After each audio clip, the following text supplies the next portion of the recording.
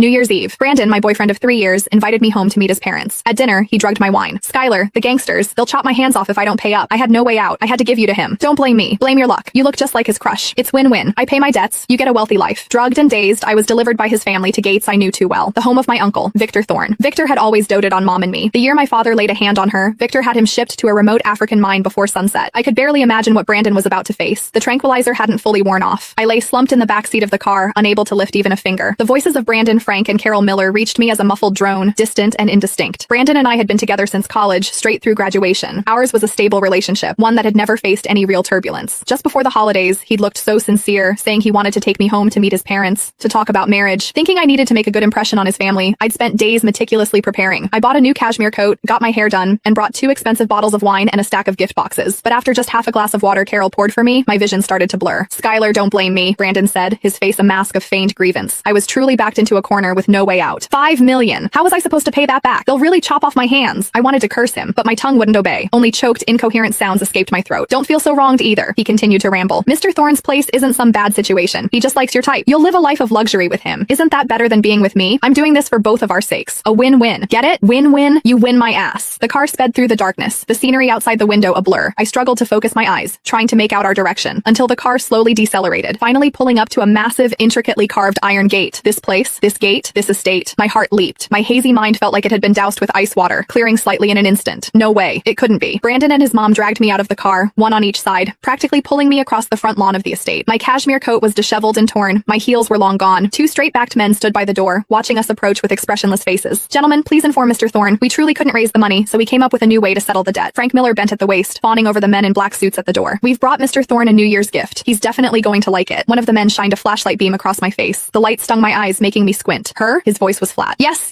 exactly. My son's girlfriend. Carol quickly chimed in, forcefully pulling my face straight. See? Doesn't she look exactly like the woman Mr. Thorne commemorates every year? We specifically found out about that. And she's a dancer. Very graceful. She'll be attentive to his needs. My stomach lurched. The man was silent for a few seconds, then gestured to a subordinate nearby. Go inform him. He turned back to us. Whether it works out or not, I can't say. Just come inside and wait. Thank you, sir. Thank you. Brandon nodded profusely, bowing repeatedly, as he dragged me towards the main house. By the time I was pulled into the parlor on the first floor, my legs had given out. I collapsed onto the cold floor. Mr. Thorne is with a guest. Wait here.